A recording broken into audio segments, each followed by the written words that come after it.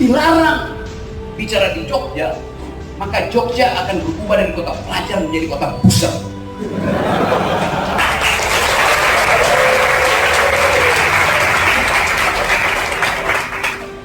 Dan negeri ini, Jogja ini, diniatkan dari awal untuk jadi kota yang berpikir oleh Brother Ahmad Dahlan.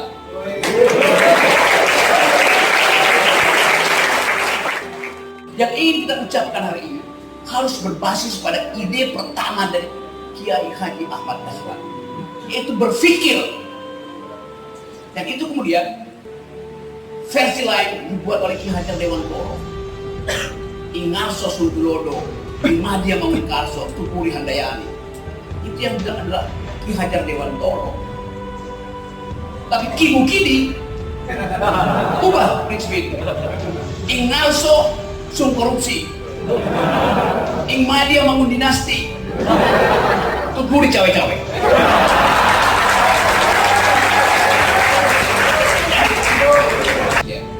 Jadi betul bahwa nanti akan ada kompetisi pemimpin berikutnya, yaitu siapa yang punya ide tentang keadilan, siapa yang punya ide tentang pertahanan dunia, siapa yang punya ide tentang lingkungan.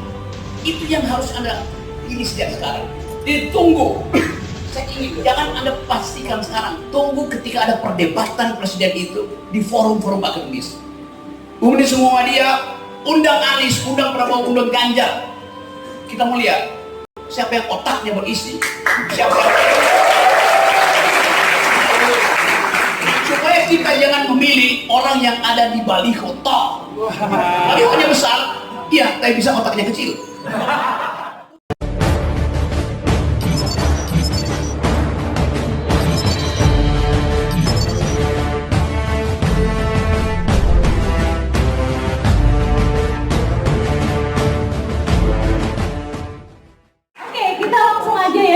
Bisa TikTok teman-teman ke narasumber kita dengan banyak pertanyaan.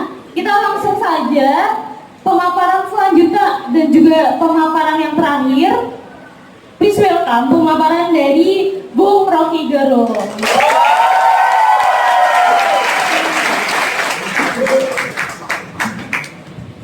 Tadi berita terakhir, berita terakhir. Hasto dukung caleg PDIP labrak Rocky Gerung.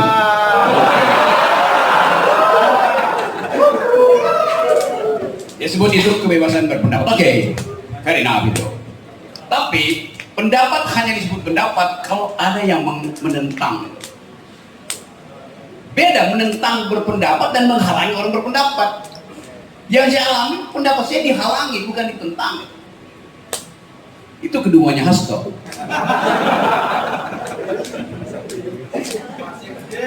Oke, saya baca itu berita. Apa yang bisa saya baca ini? Saya nggak bisa baca yang di ujung sana. Di bawah jam itu ada tulisan apa itu?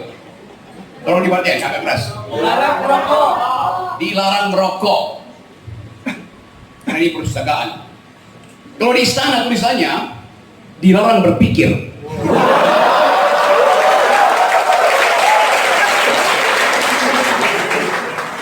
Karena itu saya dihalangi untuk berpikir. Berpikir hanya disebut berpikir kalau bisa diucapkan. Gak mungkin pikiran saya itu tidak saya ucapkan. Dan saya ucapkan dengan cara tajam. Saya berhak bebas memilih pilihan kalimat. Maka saya sebut bajingan tolol. Dan itu dibenarkan oleh dosen saudara. Ya, Pak Rido Al-Hamid. Kenapa begitu? Kenapa dibenarkan? Karena saya melakukan public outcry, marah terhadap keadaan. Orang yang merasa disolimi, dia mesti berteriak sekeras-kerasnya. Cari asbab nusulnya, supaya saya nanti quote di pengadilan. Jadi hak saya untuk marah pada presiden. Presiden tidak boleh berbalik memarahi saya. Karena secara moral, saya ada di atas presiden. Secara moral, saya di atas presiden. Saya punya kedaulatan rakyat. Presiden tidak punya kedaulatan. Human dignity, martabat manusia, di dalam status dia sebagai insan, martabat warga negara dalam status dia sebagai warga negara. Dan itu melekat seumur hidup saya sebagai warga negara. Saya punya hak atas martabat dan saya punya hak atas kedaulatan. Presiden punya kedaulatan? Nggak ada. Saya tidak pernah menyerahkan kedaulatan pada presiden. Yang saya serahkan adalah hak politik saya. Begitu juga DPR, tiba-tiba DPR klaim kami memegang kedaulatan rakyat. Dari mana kita kasih? Kedaulatan rakyat itu identitas terakhir dari warga negara, kedaulatan rakyat, kedaulatan dia sebagai rakyat. Kalau diserahkan, habis dia sebagai rakyat. Jadi kedaulatan rakyat tidak boleh diserahkan. Yang boleh diserahkan adalah kepentingan politik. Karena itu, yang relatif adalah kepentingan politik, yang absolut adalah kedaulatan rakyat. Itu hal utama yang mesti kita kenali. Jadi, presiden setiap 5 tahun dia dibatalkan, maka nggak mungkin dia punya kedaulatan. Saya seumur hidup saya sebagai warga negara punya kedaulatan. Presiden setiap 5 tahun dibatalkan martabatnya, karena itu dia nggak boleh punya martabat. Yang punya martabat manusia yang melekat pada dirinya seumur hidupnya. Ini nggak ada martabat presiden, nggak ada kedaulatan presiden. Jadi dungunya di situ. Tadi Pak Ridho bahkan harus terangkan, Pak Rocky di sini aman, harus diterangkan bahwa di kampus aman, di perpustakaan aman. Lo yang nggak aman di mana kalau gitu? Kan mestinya prinsipnya semua aman kecuali dinyatakan tidak aman. Sekarang dibalik, semua tidak aman kecuali dinyatakan aman. Kan gila negeri ini kan. Semua kampus harusnya aman, nggak ada ketakutan, karena di sini tidak ada senjata, yang ada adalah pikiran. Kenapa takut pada pikiran? Yang takut pada pikiran adalah hanya orang yang ijazahnya palsu.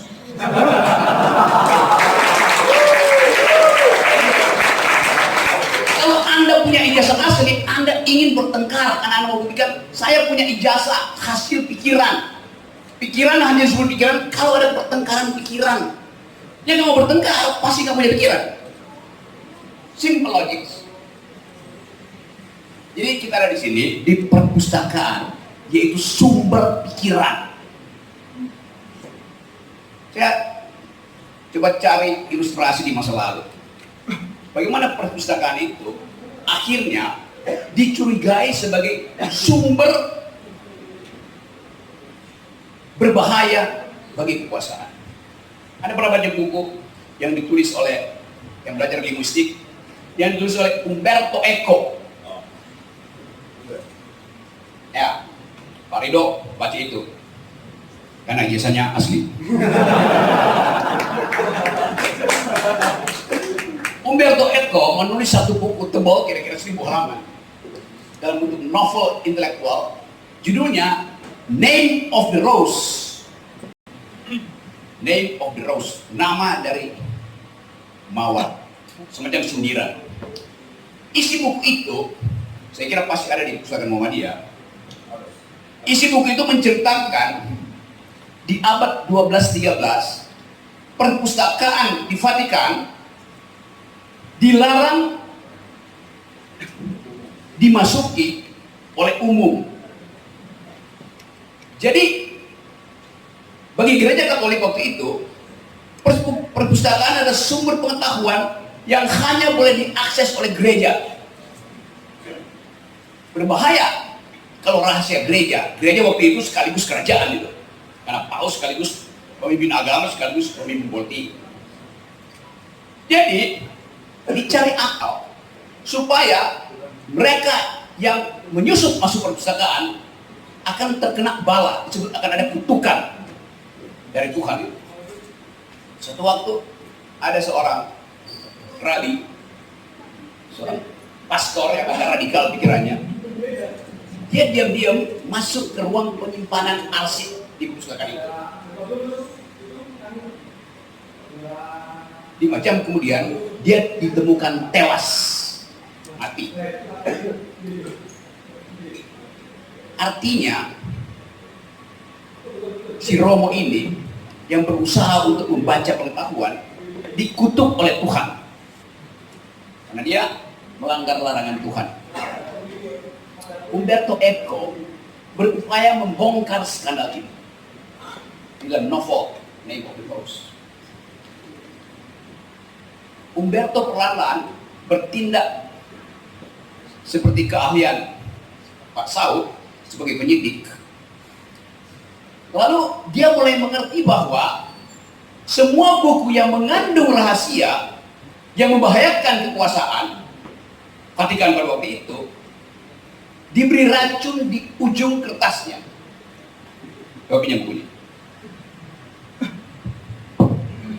Bagian ini diberi racun kecil. Karena kebiasaan orang buka pada waktu itu pakai ludah. Jadi waktu dia buka halaman itu, racunnya masuk ludahnya. Belum ada Kindle waktu itu. Jadi dia diracun, bukan dikutuk oleh Tuhan. Karena ketakutan dari kekuasaan dan gereja waktu itu bahwa pengetahuan akan diambil alih oleh masyarakat sipil, oleh intelektual, oleh LSM. Mungkin kita bayangkan siapa yang diizinkan untuk masuk di situ, di pusat itu. Sama pertanyaan kita, siapa yang diizinkan untuk masuk ke perpustakaan istana? Cuma buzzer. Karena mereka tahu buzzer nggak mungkin membaca, aman. Itu yang terjadi di dalam masyarakat kita hari ini. Kemarin saya refli teman-teman dipersekusi di situ di Jogja. Tulisannya gede-gede. Jogja adalah kota pelajar. Rocky Gerung dilarang datang ke Jogja. Emang yang undang saya buser apa? Yang undang saya mahasiswa yang adalah pelajar. Kan gila cara mengerti itu. Jadi kalau saya, Refli Harun, teman-teman semua di sini dilarang bicara di Jogja, maka Jogja akan berubah dari kota pelajar menjadi kota buser.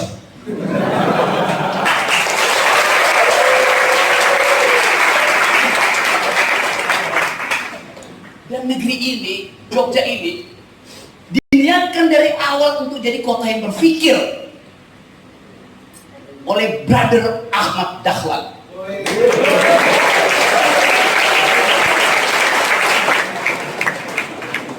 Anda bayangkan, kalau pada waktu itu, berapa tahun sebelum kemerdekaan?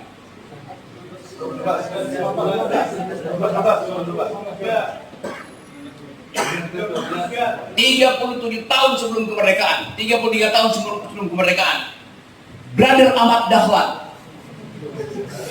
mau jadi pasar Belanda, maka Anda semua di sini hidup dari amplop ke amplop. Tapi Ahmad Dahlan memutuskan, saya nggak menjadi pasar Belanda, saya mau berinvestasi di dalam pendidikan, dalam pengetahuan. Itu yang menyebabkan sampai sekarang ada 180 perguruan tinggi Muhammadiyah.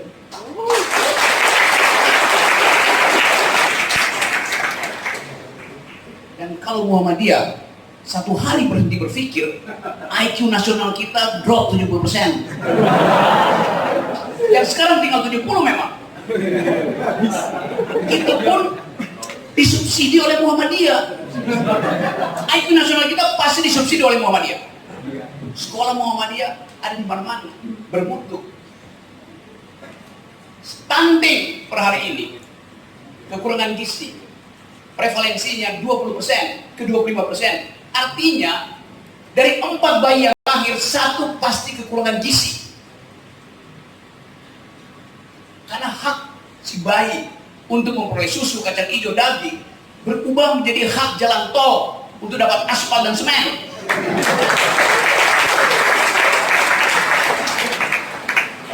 Rejim ini doyan memperpanjang jalan tol, memperpendek jalan pikiran.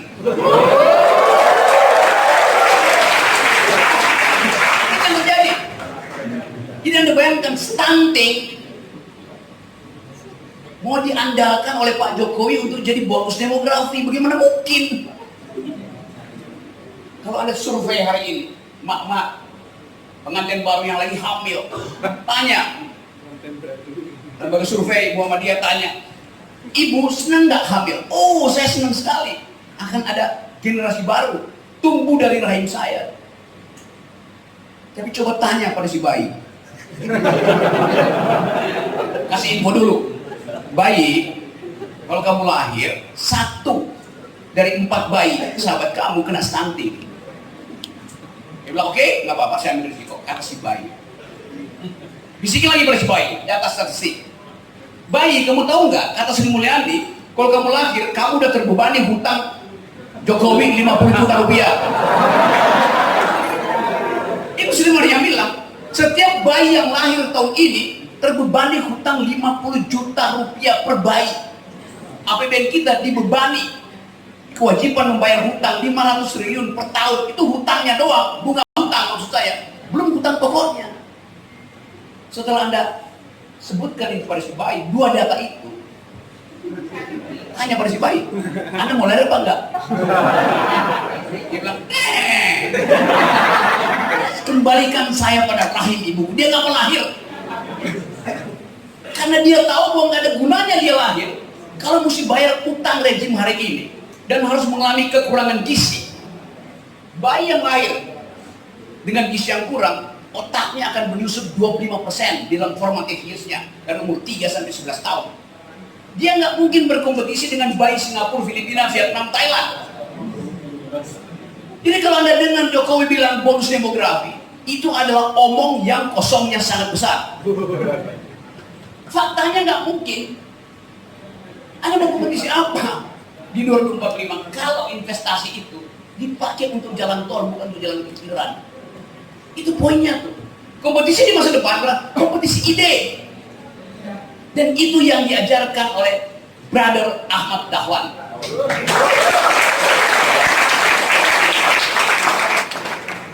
Kata Pak Ahmad Dahlan, mengutip ayat pertama Quran, baca. Buku, bukan aspal. Ini dasarnya. Jadi kita lihat bahwa kehidupan kita keropos dalam 2 hal. Kesehatan kita buruk, pikiran kita dungu. Itu yang menyebabkan buzzer diternakan. Kalau ada pendidikan kesehatan, buzzer pasti ada. Orang yang punya otak nggak mau jadi buzzer. Orang yang hidup berkecukupan nggak mau jadi buzzer. 150 rupiah dibagi 3 jadi buzzer. Hanya buat bikin spanduk yang sudah dibuatin untuk menghalangi saya ngomong, Refli harus ngomong. Gila.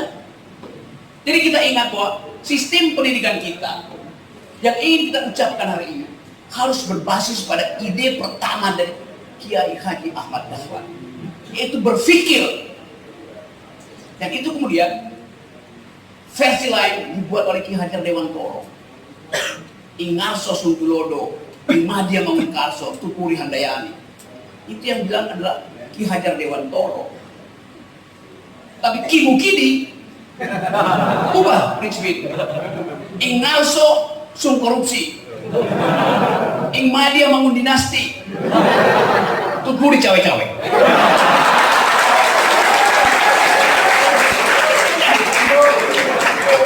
Fakta-fakta itu ada.